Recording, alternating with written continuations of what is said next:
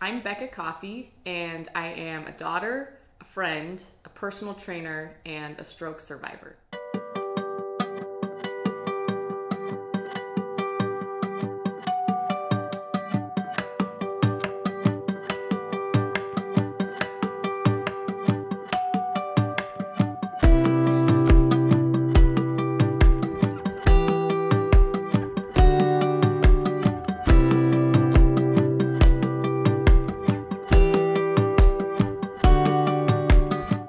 Get up at 5 a.m. to go work out. My entire life I had been conditioning my body to be at the elite status, and I finally felt like I had gotten there. I was fortunate enough to play collegiate rugby, run track and cross country, and I felt like my body was in its prime. I could do anything, I felt great. So it was April 23rd, 2015. I was 23 years old. That morning, I had a stroke. My mom was there, luckily, so she was able to call 911. The ambulance took me to the hospital. At that point, I was seizing uncontrollably, but I also couldn't feel anything. The craziest part was that I could hear and understand everything that was going on. I could hear my mom crying, so much going on, and all I could think was, I think this is it. I think this is my time. So I remember going into surgery, then I woke up. The surgeons were there telling me what happened. Surgery went well, but you did have a 3.5-inch soft clot. Not only the size of it was enough to kill someone, but the location. Because of that, you may never walk again. I knew that from that moment on, my life would never be the same, but that I was lucky to survive. First of all, Bekah, I just want to say thank you so much for joining us. In talking about positivity, was there ever a time that you struggled being positive? Absolutely. It's easy for me to pretend like I've been positive and chipper about the whole experience every day, but I vividly remember there was one day I was in the ICU. Everything hit me. I was laying there immobile. I hadn't been out of that bed for an entire week, unable to open my hands. I couldn't feel anything below my neck. I lost it. And I finally just couldn't pretend anymore. Like I was okay, like everything was fine.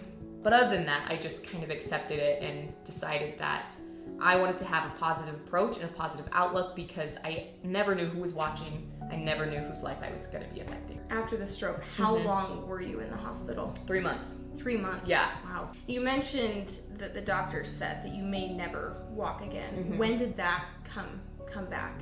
The day after my stroke, they brought in a physical therapist and an occupational therapist, and they said, let's make a goal. Let's make a short-term goal and a long-term goal.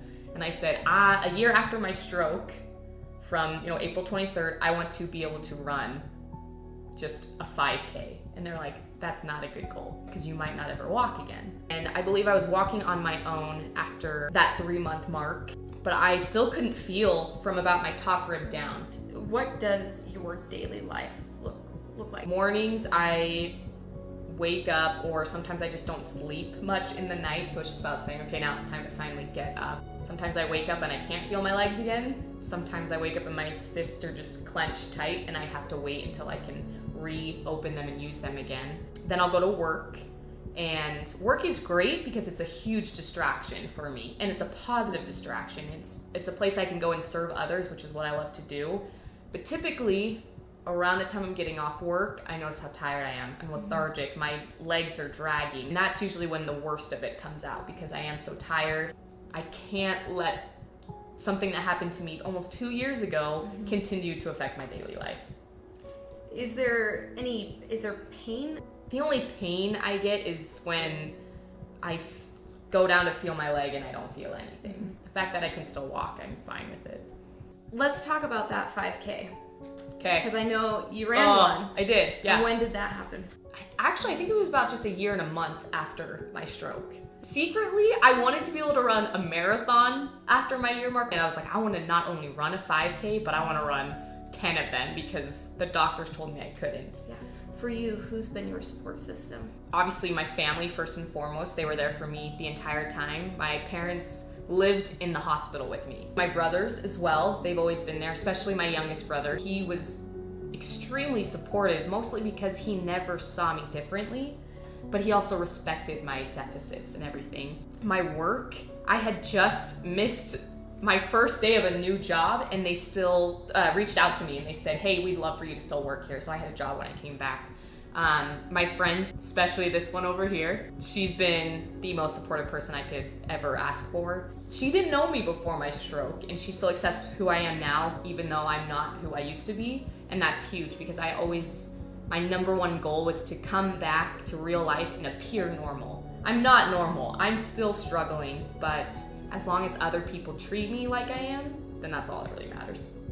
I think we as people, and especially as women, sometimes we're really hard on ourselves for the silliest things. And knowing you and seeing how positive you are, it has blessed my life, because it's made me be kinder to myself,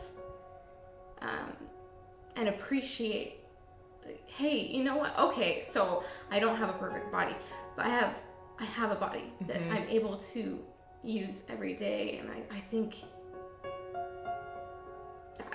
think your story is a beautiful gift. I appreciate that. Can I have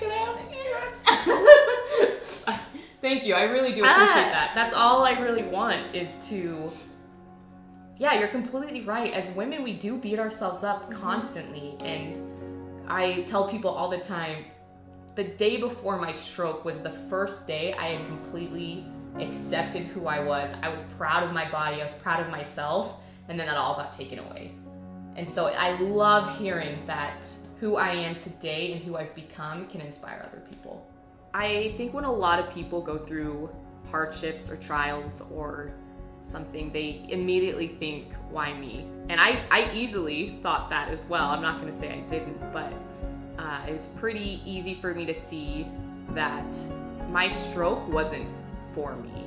And by that I mean that my stroke and what I did and my recovery process was purely to benefit the lives of those who knew me before and after and during my stroke. And so I think it's important for us to sometimes think outside of ourselves and to be okay with the idea that sometimes things happen to us and they're not meant for us. It's been a blessing for me to have that perspective on everything, because I know that I have helped others, and it gives me a more positive outlook on having a stroke at such a young age. All I want to do is to help other people, and if me going through this trial did it, then I would never ask for any different.